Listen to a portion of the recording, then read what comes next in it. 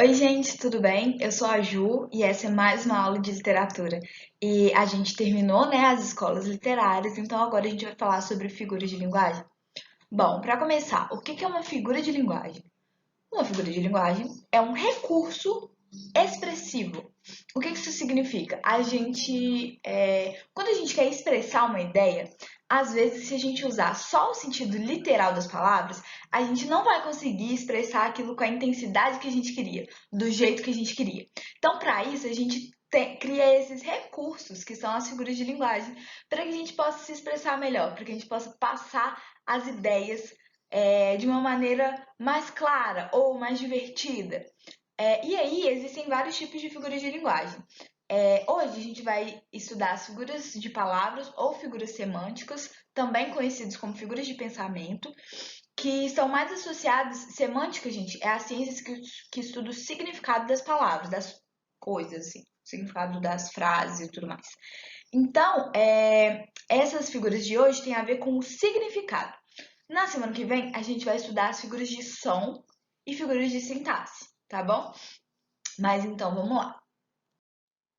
Bom, a figura de linguagem assim, mais conhecida, mais utilizada, a gente utiliza o tempo todo, até sem perceber, é a metáfora. E o que é uma metáfora? É você falar que uma coisa é a outra, a título de comparação, para fazer uma comparação.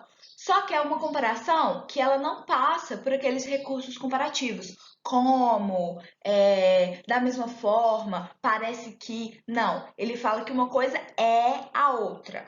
Por exemplo, você é uma flor. Quando você fala isso, o que você quer dizer? Que a pessoa é uma flor? Não. Isso quer dizer que a pessoa é cheirosa, delicada, bonita, algo desse tipo. Coisas que a pessoa tem em comum com uma flor. Outra coisa, ela é uma bruxa. Provavelmente não está falando de uma bruxa que faz o quê? Feitiços, poções. Está falando o quê? Qual que é a principal característica da bruxa? Maldade. Às vezes também se usa para falar que a pessoa é feia, né? Então, uma bruxa, por quê? Porque ela é má, porque ela é feia, porque ela é mal educada, porque ela é várias coisas que a gente associa à figura da bruxa. Outra coisa, passou um furacão no seu quarto. Não passou literalmente um furacão no quarto da pessoa. O que a pessoa quer dizer é que tá desarrumado, tá tudo jogado, tá tudo pro alto. Pro alto é também uma metáfora, né? Porque as coisas não estão pro alto, literalmente. Mas então tá tudo bagunçado. Então, nossa, parece até que passou um furacão aqui. Mas na metáfora se fala, passou um furacão no seu quarto. Esse outro que a gente esquece, que é uma metáfora. Esse menino é burro. Burro é um animal. Só que a gente já está tão acostumado a associar isso com a falta de inteligência que a gente acha que, a gente até esquece, né, que isso é uma metáfora. Você falar que alguém é burro, quer dizer que ele não é inteligente, né? Associação com o animal. Tadinho, que não tem nada a ver com isso. E aí a gente tem essa outra, que é uma comparação. Qual que é a diferença da metáfora para comparação? Na metáfora a gente fala, você é uma flor. E na comparação, a gente usa as expressões de comparação, como, da mesma forma, tanto quanto, parece. Então, eu até peguei aqui as mesmas frases e transformei elas para uma figura de comparação. Por exemplo, você é como uma flor, delicada, bonita, cheirosa. Ela parece uma bruxa, malvada, mal educada, feia. É como se tivesse passado um furacão no seu quarto. É como se eu estou comparando o seu quarto a uma situação de furacão. Esse menino parece um burro. Ele não é um burro. Ele parece um burro, né? Então, gente, essa é a diferença. Na metáfora, a gente afirma que é. Esse menino é burro. E na comparação, esse menino parece burro, tá? Metonímia. A metonímia também é muito utilizada, a gente usa ela o tempo todo e nem percebe. É a substituição de um termo por outro pela proximidade. Por exemplo, comer um prato de comida. Você não comeu o prato, literalmente o prato. Ah, deu uma mordida no prato. Você comeu a comida que continha no prato, mas a gente não vai falar, ele comeu toda a comida que estava contida no recipiente prato. Não, comeu um prato de comida. É uma medida que a gente usa. Outra coisa é você, tipo, falar que você gosta, adoro ler Machado de Assis. Você não está lendo o Machado de Assis, você está lendo um livro do Machado de Assis. Então, isso é uma metonímia, quando você tirou o livro e fala que você gosta de ler Machado de Assis, as obras do Machado de Assis. Eu adoro escutar Taylor Swift. Eu gosto dessa cantora, mas eu não escuto a Taylor Swift, eu escuto as músicas da Taylor Swift. Mas quando eu tiro músicas e falo que eu gosto de escutar a cantora, isso é uma metonímia. Essa outra aqui, a mulher sabe quando o homem está mentindo.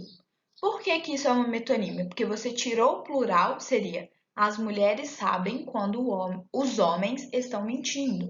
Mas você tira, coloca no singular, né? Então você pega um todo, que é as mulheres, e transforma isso num singular, né? No singular que fica a mulher sabe quando o homem está mentindo. Isso é uma afirmação de forma geral, né? Por mais que você usou o singular, você quer dizer que, no geral, as mulheres sabem quando os homens estão mentindo. Isso é uma metonímia. Hoje vou ao cabeleireiro. Você não vai ao cabeleireiro. Você vai ao salão de beleza. Porque você não pode ir até uma pessoa, você não pode ir numa pessoa. Você pode ir num lugar.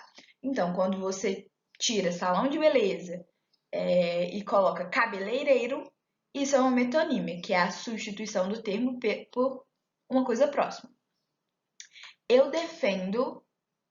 Eu escrevi errado. Eu defendo a bandeira do partido X. Você não defende a bandeira. Quando você fala bandeira, você quer dizer os ideais, né? Que são representados pela bandeira, vamos dizer assim. Mas você não defende aquela bandeira, você defende os ideais que ela representa. Descobri que Pedro é um coração cheio de maldade. O Pedro não é um coração, o Pedro é uma pessoa, mas ele tem um coração cheio de maldade. Mas na hora que você fala ele é um coração cheio de maldade, você pegou o todo, que é o Pedro, e transformou ele em uma parte dele, que é o coração dele, que é cheio de maldade. Então, isso é uma metonímia, quando você substitui um termo pelo outro, somente por causa da proximidade que eles têm no mundo. Ironia. A ironia é um recurso muito conhecido, né? Que é quando a pessoa diz o oposto do que ela queria dizer, para enfatizar. Por exemplo, que linda essa bagunça que você fez. Se é uma bagunça, ela não pode ser linda. Então, quando a pessoa fala isso, ela está sendo irônica. Ou, estou muito feliz com essa sua falta de educação, né? Frase bem de mãe, essas duas. Então, a mãe está feliz que o menino foi mal educado? Com certeza não. Mas ela está sendo irônica para expressar ainda mais a raiva que ela tem do menino estar sendo mal educado, do filho dela estar sendo mal educado. Só, gente, que a ironia, ela não se resume a isso. Você não tem que só falar o contrário do que você quer dizer. Um exemplo disso, né, um autor que é muito irônico, é o Machado de Assis. E olha essa ironia aí. Marcela amou-me durante 15 meses e 11 contos de réis. Conto de réis era o dinheiro da época. Então, quando ele fala que a Marcela amou, ele está sendo irônico, porque se ela amou ele durante 15 meses e 11 contos de réis, ou seja, enquanto o dinheiro durou, ela não amou ele de verdade. Ele está sendo irônico. Ele poderia dizer, Marcela foi interesseira comigo durante 15 meses e gastei 11 contos de réis com ela. Não, mas ele usa a expressão amou, que nesse caso não tem o sentido de amar, tá? Então, a ironia ela não é só falar o contrário. Você também pode empregar recursos para fazer ficar mais interessante. As obras do Machado de Assis são cheias de ironia. Essas duas aí eu coloquei juntas porque elas são o contrário uma da outra. A hipérbole, ela é um... Não, eu esqueci de aumentar a letra dessas. Foi mal, gente. A hipérbole, ela é um exagero intencional. Então, eu já te falei 1000 vezes. Você não falou 1000 vezes, você falou várias vezes. Mas aí, pra dar né, esse efeito, você fala, nossa, eu já te falei 1000 vezes. Tem 1000 anos que eu estou esperando aqui. Tem muito tempo. Mas eu quero me expressar. Eu quero fazer esse exagero para você entender que tem muito tempo que eu tô aqui. Tem 1000 anos. tem 100 anos também. Enfim, eu fui lá 500 vezes. Provavelmente você não foi 500 vezes, mas você foi muitas vezes. Eufemismo é o contrário. É quando você atenua intencionalmente. Quando você tem uma coisa que você precisa falar, mas você não quer usar aquela palavra porque é uma palavra muito forte. E o eufemismo, ele não serve só para isso, mas a gente usa principalmente para falar de morte. A gente não gosta de falar a palavra morreu. Então a gente às vezes fala tipo, ele passou dessa para melhor, do tipo a pessoa foi pro céu. Então, para ir pro céu, você precisa fazer uma coisa antes, morrer. Mas a gente não fala isso. A gente só fala, foi pro céu, bateu as botas. Bateu as botas é um pouco grosseiro, né? A gente não fala isso pra quem a gente ama, né? Mas às vezes você pode usar pra falar de uma outra pessoa e tal que você não conhece. Tá, você pode falar de alguém que você conhece, só não é muito, né, muito sensível. Mas bateu as botas, o que que tem a ver? Não, é só uma expressão que a gente combinou como sociedade que quando a gente fala isso, significa que a pessoa morreu, né? E, gente, eufemismo para morte tem muito, muito, muito. Então, usar paletó de madeira, comer capim pela raiz, geralmente eles não são muito, muito sensíveis, né? Mas esse passou dessa para melhor, eu acho que é o melhor exemplo, porque realmente as pessoas falam isso, né? Foi pro céu, virou anjo, virou estrela, virou urina, sei lá. Mas as pessoas falam, né? Para não falar morte. Catacrese. A catacrese ela acontece quando você não tem um termo específico para falar de alguma coisa, né? Então você precisa de outros termos. Por exemplo, o braço do sofá está quebrado. Braço é isso. Isso é um braço. O sofá não tem braço. Mas a gente não conseguiu inventar um nome bom para aquela parte. Então a gente chama de braço, porque sei lá, lembra um braço. Queimei o dedo na boca do fogão. Fogão não tem boca. Isso é uma boca. O fogão não tem isso. Mas a gente chama de boca, porque a gente não conseguiu pensar num nome melhor. Vamos embarcar no avião daqui a pouco. Embarcar não serve para avião. Embarcar serve para barco. Mas como a gente não conseguiu pensar numa palavra melhor para o avião, a gente usa embarcar também para falar de avião, tá? Então, isso é uma catacrese, quando você não tem uma palavra e aí você precisa usar outras que não necessariamente têm a ver para suprir esse vazio. Personificação. A personificação, ela acontece quando a gente dá características humanas para alguma coisa que não é humano. Características assim, principalmente de coisas que os humanos fazem ou que os humanos sentem. Então, por exemplo, devagar as janelas olham, né? Do Carlos Drummond de Andrade, é um trecho do poema Cidadezinha Qualquer. As janelas não podem olhar, são as pessoas que estão lá, né, por trás. Mas ele fala isso, que as janelas estão olhando. Quando vejo o sol beijando o mar, que é um trecho da música Chimbalaê da Maria Gadu. O sol não beija, né? Então, os humanos beijam, né? Então, é uma personificação. Você está querendo comparar, né? Por meio da personificação. O fogo crepitava alegremente. Bom, o fogo pode até crepitar, ele só não tem o sentimento de alegria. Então, isso também é uma personificação. Sinestesia. Essa a gente usa todo dia, que é a mistura de sensações. Você pega 5 sentidos, né? Tato, audição, visão, paladar, olfato. Você pega eles e mistura. Por exemplo, sentir um cheiro doce, sentir um cheiro azedo. O cheiro não é doce. Doce é associado ao paladar, mas a gente usa isso o tempo todo, né? Para falar que a gente sentiu um cheiro doce, um cheiro azedo, um perfume doce, né? Sei lá, a gente usa isso muito. Ela me deu um olhar frio. Frio não é associado à visão, frio é associado ao tato. Mas a gente mistura isso o tempo todo para falar que foi um olhar, eu nem sei como dizer, um olhar frio, né? Um olhar sem sentimentos. A sua voz era doce. Voz também não pode ser doce, né? Doce é paladar, mas a gente fala isso para falar que é uma voz suave, tal, uma voz melódica, enfim. Antítese. A antítese ela é o uso de termos ou de ideias opostas na mesma frase. Por exemplo, eles viviam entre tapas e beijos. Por mais que o contrário de tapa não é beijo, são ideias opostas, né? Na verdade, tapa e beijo não tem contrário, né? Então, mas é uma ideia oposta. Tipo, um tapa é uma agressão e um beijo é um carinho. Então, entre tapas e beijos, quer dizer, é uma antítese, né? São duas coisas muito diferentes convivendo. Faça chuva ou faça sol, preciso ir para a escola. Então, chuva é o contrário, né? Um dia chuvoso é o contrário de um dia ensolarado. Mas, de qualquer forma, eu vou ter que ir para a escola. Estão convivendo na mesma frase. A verdade e a mentira, às vezes, são muito parecidos. Verdade é o contrário de mentira. Então, aí, convivendo na mesma frase, é uma antítese. Ele tem um pouco de luz e um pouco de trevas dentro de si. Como é isso?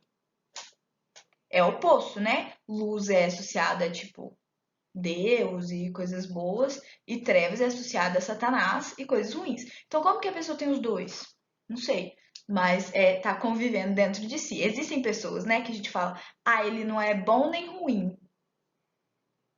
A gente fala isso muito. E isso é uma antítese.